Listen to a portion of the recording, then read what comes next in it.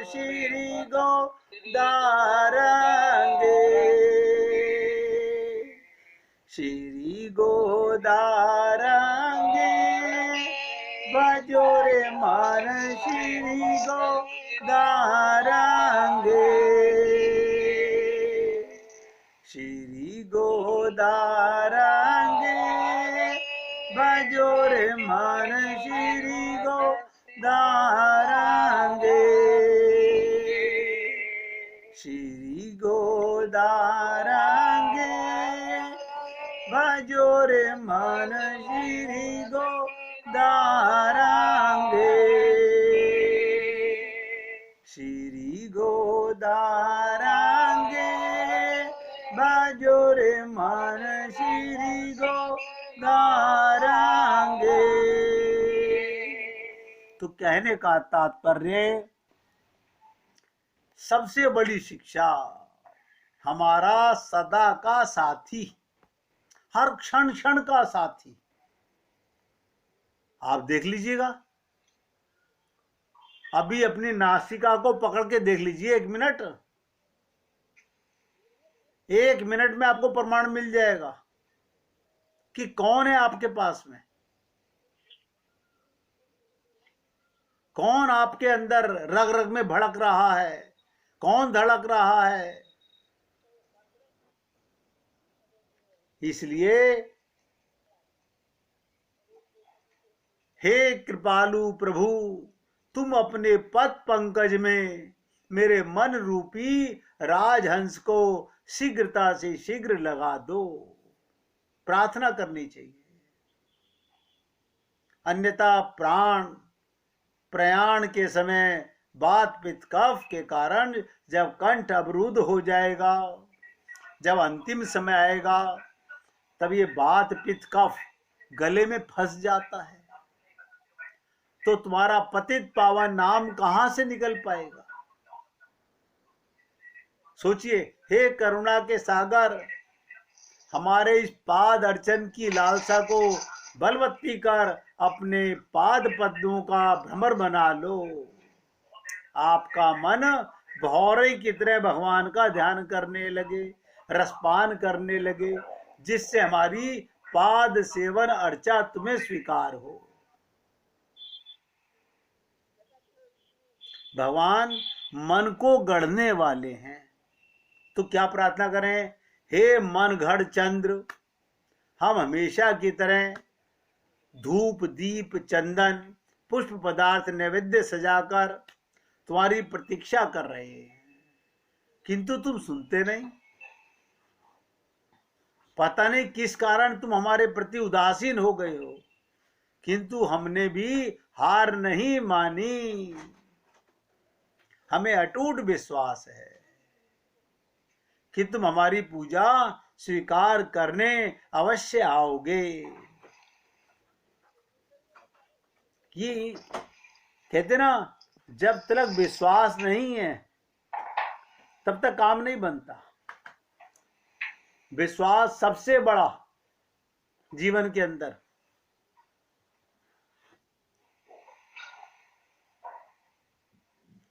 अगर मैं बहुत गहरी बात बताऊं, धन लिख लो, धन अनर्थ का कारण है।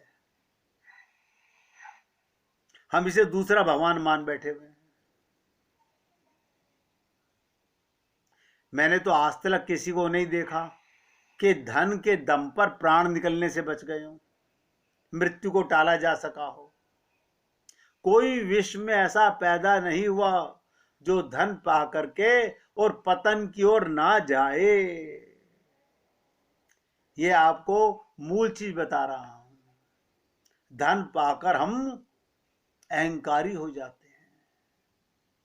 धन पतन का कारण है, अहंकार का कारण है। और धन कौन सा होना चाहिए?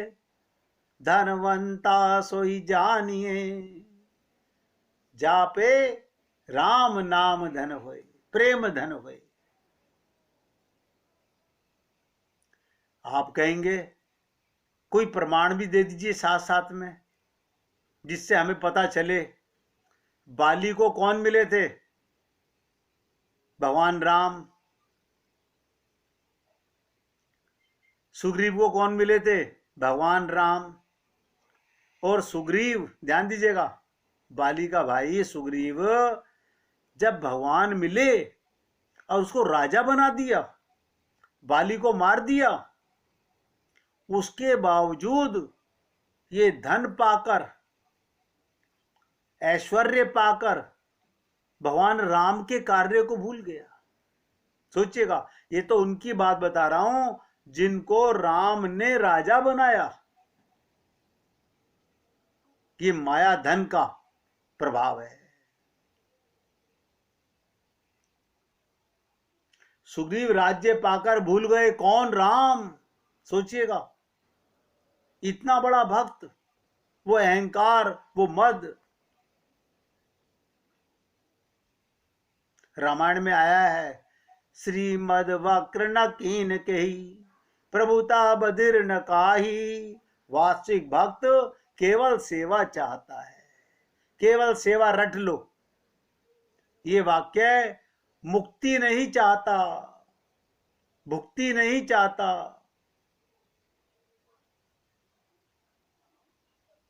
बहुत से भोले भाले लोग भगवान से पार करा दो, तार दो, ऐसा बोलते हैं। मुक्ति सबसे खतरनाक चीज है। इसलिए हमारे गुरुदेव का करते थे, भुक्ति मुक्ति की कामना कभी मत करो, केवल सेवा, गुरु सेवा, मानव सेवा सफलता की सीढ़ी है। बस इतना समझ लीजिएगा, अगर हमें सफल होना है तो गुरु सेवा, प्रभु सेवा, मानव सेवा सफलता की सीढ़ी है। गोदा जी ने इतने मीठे वचन बोले कि नंद बाबा को पहले जगाया, फिर श्री कृष्ण के लिए क्या कहा नंद बाबा ने? तुम यशोदा को जाकर जगाओ। वो अनुमति पाकर श्री गोदा यशोदा जी के पास जाकर उन्हें जगाती हैं। कहते ना, ध्यान दीजिएगा, स्वामिनी के उत्थान के बाद श्री कृष्ण का उत्थान किया जाता है, ऐसी रीति है।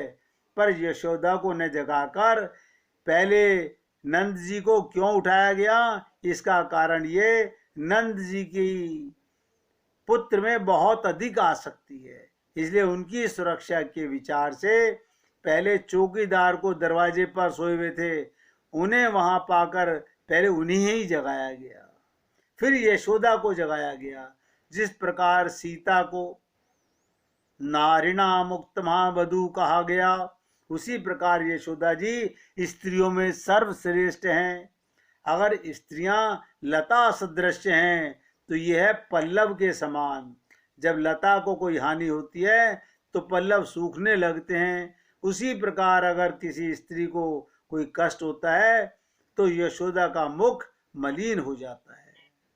इसलिए गोदा जी यशोदा को फल रूप संबोधित करते हुए उठाने की विनती करती हैं। आप सोचिएगा, क्या भगवान राम को, ध्यान से सुनिएगा, क्या भगवान राम को सीता जी का पता नहीं था? हनुमान जी को सीता की खोज करने नहीं भेजा, शक्ति और भक्ति की खोज करने भेजा था।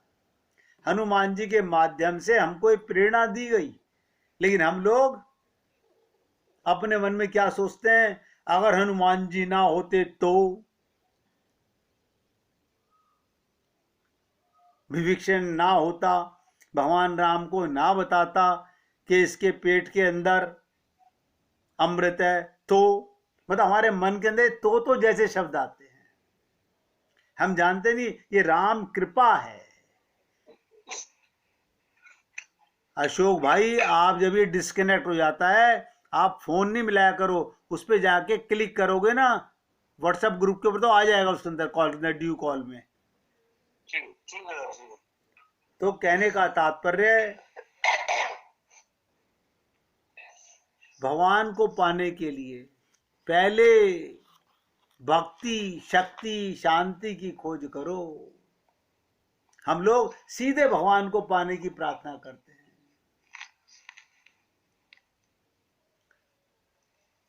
जब स्वामिनी जी प्रसन्न हो गईं, यशोदा जी प्रसन्न हो गईं, तो यशोदा जी को कैसे प्रसन्न किया? यशोदा जी से जाके बोली गोपियां, गोदा जी और सारी सखियां, हे स्वामिनी, तुमने ये कृष्ण को जो प्रकट किया है, ये हम सबके ऊपर कृपा करने के लिए किया है। इतना सुनते ही यशोदा जी प्रसन्न हो गई और कहती हैं, तुम कृपा करके हमारे को उनके पास जगाने का मौका दो। देखो, प्रार्थना से सब कुछ होता है। और ये सुनकर यशोदा जी ने गोदा जी से कहा, तुम लोग भीतर जाकर श्री कृष्ण को क्यों नहीं जगा लेती?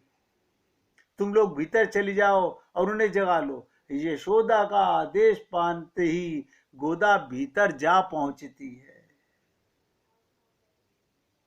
वहां पर सुंदर नैना अभिराम पलंग बिछा हुआ है, उस पर बलराम सोए हुए हैं।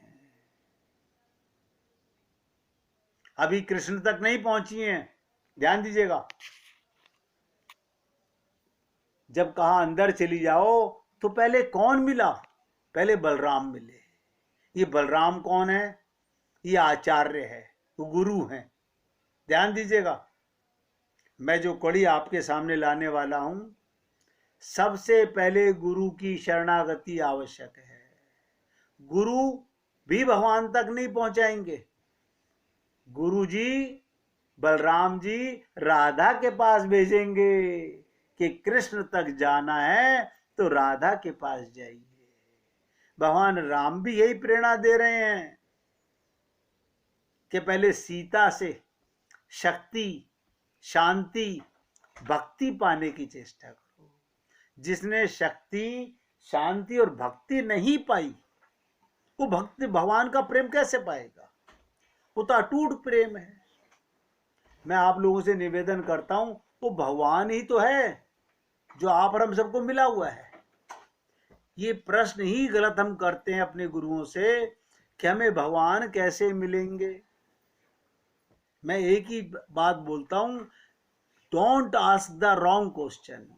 प्रश्न हमें गुरु से ये करना चाहिए कि गुरुदेव, हमारे संसार से मन हटेगा कैसे? वो तो हम कोई प्रार्थना करते ही नहीं। हमारी बुद्धि, हमारा मन कहां लिप्त है? आप सोचिएगा। नित्य प्राप्त परमात्मा की प्राप्ति का अनुभव नहीं कर रहे हम। भगवान तो मिला ही हुआ है। भगवान को पाने के लिए कुछ नहीं करना, हमें जिसके साथ करना है। बहुत से लोग कहते हैं हम क्या करें? मैं कहता हूं किसी के साथ कुछ मत करो, जो कुछ करो मन के साथ करो। जिस दिन हम लोगों को ये ज्ञान हो जाएगा हमारा ये मन रूपी पुर्जा बिगड़ा हुआ है, यो मन मेरो बड़ो हरामी, जो मद मातो हाथी। देखिएगा, आप लोग सत्संग में बैठे हुए सत्संग सुन रहे हैं, यहां बैठे बैठे भी आपको घर की याद आ जाए, बच्चों की याद आ जाए, व्यापार की याद आ जाए, तो आपको क्या लगता है मैं तो सत्संग में विराजमान हूं, लेकिन मन कहां था? मूल चीज है। इसलिए वेदों से लेकर रामायण तक एक ही बात कही, मन एवं मनुष्यानाम कारणम बंध मोक्ष हो। मन ही बंधन और मन ही मोक्ष का कारण है। और भगवान श्री कृष्ण गीता में यही कहते हैं, मन मना मद भक्तो, तुम अपना मन और बुद्धि मुझे समर्पित कर दो। देखिएगा, आप करोड़ों रुपए का मंदिर बनाओ, आपको लगता होगा भगवान प्रसन्न होते हैं ना? कितना ही पूजा पाठ उपासना करो, भगवान प्रसन्न नहीं होते। भगवान तो कहते हैं जो सबकी सेवा करेगा, सब में मुझे देखेगा, उससे भगवान प्रसन्न होते हैं। गोपियों ने भगवान को पाने के लिए किसी मंदिर में नहीं गई। गोपी एक भाव है, जो मैंने आपसे आते ही निवेदन किया था। जब हमारे चित्त में, पहली बात तो लोगों को यही नहीं पता होता चित्त क्या है, और मैंने कहा था अनंत जन्मों से हमारा चित्त दूषित है, बिगड़ा हुआ कोष लॉकर जो है हमारा, हमारे चित्त के अंदर संसार भरा हुआ है। जब तक ये संसार चित्त में भरा होगा तो भगवान मिले हुए भी नजर नहीं आते। उसका सीधा सा प्रमाण मैंने आपको कई बार कहा, अगर जल के ऊपर काई जमा है तो जल के नीचे की वस्तु नजर नहीं आती। तो हमें जल के साथ कुछ नहीं करना, हमें काई के साथ करना है, काई को हटाना है। जैसे ही काई हटी, आपको जल के अंदर विराजमान चीज साक्षात्कार हो जाती है। संत महात्माओं को भगवत प्राप्ति का क्या मतलब है कि उन्होंने अपने मन के मंदिर को, जो मलिन था, बिगड़ा हुआ था, जिसे अंतःकरण बोलते हैं, जहां मन बुद्धि चित्त के तीन पुर्जे रहते हैं, वो हमारा बिगड़ा हुआ है। हर हमारे गुरुदेव कहा करते थे, आपको सिर्फ अपना बर्तन तैयार करना है, अंतःकरण तैयार करना है। देखिएगा, एक एग्जाम्पल दे रहा हूं। 5-7 गोपियां एक भाव विहोर गोपी को घेर कर खड़ी हुई थी। भाव विहोर माने एक गोपी पेड़ से लिपटी हुई है, मतलब किस भाव में है कि मैं भगवान श्री कृष्ण का आलिंगन कर रही हूं। उस गोपी की दशा ऐसी थी, उनको शरीर का भान नहीं था, ना बोलने का ना चलने का, बस वृक्ष की भांति जड़वत। आपने देखा होगा पेड़ों के ऊपर बेल लिपट जाती है, सहारा पाती है, बेल पेड़ का सहारा लेके ऊपर जाती है। इसी प्रकार जीव का मन बेल बनके, लता बनकर भगवान का संग करने लगे। मैं आप लोगों से बार बार निवेदन करता हूं ना, रूप ध्यान करो, रूप ध्यान करो, भावना से पुकारो भगवान को। बस वो जड़वत उनके हाथ में, ध्यान दीजिएगा, उनके हाथ में एक चिट्ठी, वो चिट्ठी एक गोपी ने ले ली और पढ़ने लगी। 5-7 गोपियों ने एक भाव में डूबी हुई गोपी के हाथ से एक चिट्ठी ली और पढ़ने लगी। पढ़ते ही उनकी भी दशा उस गोपी जैसी हो गई, वो भी जड़वत होकर रोने लगी। कमाल है। अब आप पूछेंगे ऐसा कैसे हुआ? अगर मेरे को बिजली का तार मैं पकड़ लूं, मेरे को करंट लग जाए और आप मुझे पकड़ लें तो आपको क्या होगा? आपको भी करंट लग गया।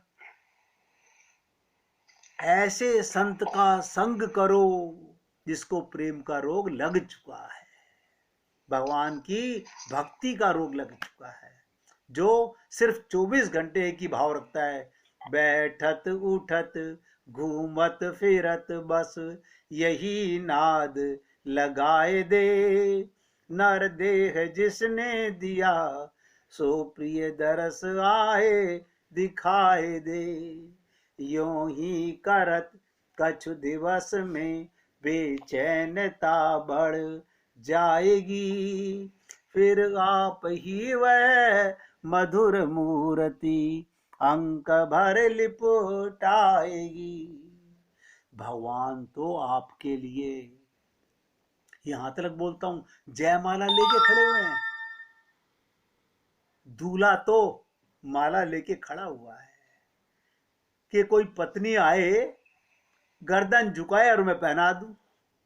हम लोग अभी संसार में बहुत व्यस्त हैं, कोई मकान बनाने में, कोई बच्चे पालने में, कोई व्यापार करने में, और यूं ही करत करत जिंदगी गुजर रही है।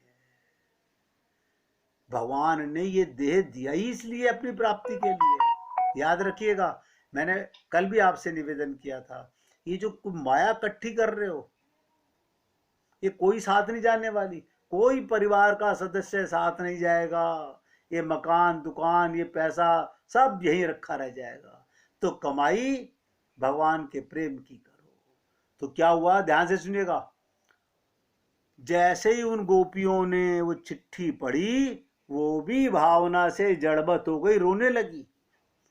क्या है इस चिट्ठी में,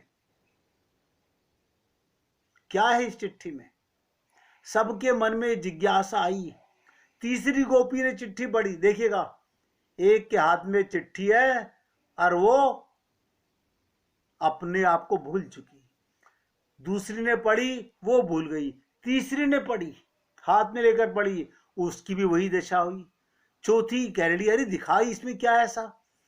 इस प्रकार सातों गोपियां सबकी दशा भाव विहोर हो गई। जैसे मैंने कहा, करंट है, प्रेम का रोग लग जाए। सब रोने लगी और वृक्ष की भांति जड़बत हो गई। कोई भी ना बोले ना चले। क्या है इस चिट्ठी में? एक छोटी सी चिट्ठी प्रेम में डुबा सकती है, ये किसी ने सोचा भी न था। बात अगर दिल को छूने लगे वाली हो, एक वाक्य भी कृष्ण प्रेम उत्पन्न कर देता है। कृष्ण प्रेम। मीरा के पास क्या था? मीरा ने क्या कहा? क्या उसको राज दरबार के अंदर रजवाड़े में रहने वाली सब रिश्तेदार, माता भी रहे, पिता भी रहे, सास भी रही, ससुर भी रहे, परिवार के लोग भी रहे, पति भी रहा, लेकिन उसने अपने गुरु से एक शिक्षा सीखी, मेरे तो गिरधर गोपाल दूसरो ना कोई।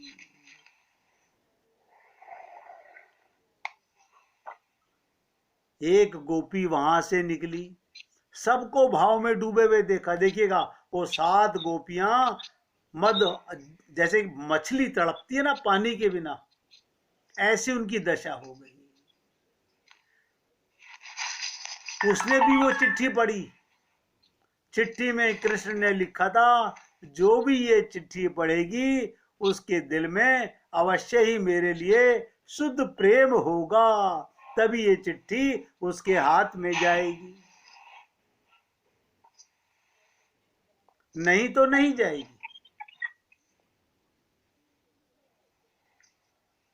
सभी गोपियां यही सोचती थी, हमारे में कृष्ण प्रेम नहीं है। जब ये चिट्ठी पढ़ी तो उनको ऐसा लगा जैसे गरीब के हाथ में पारस मणि लग गई हो।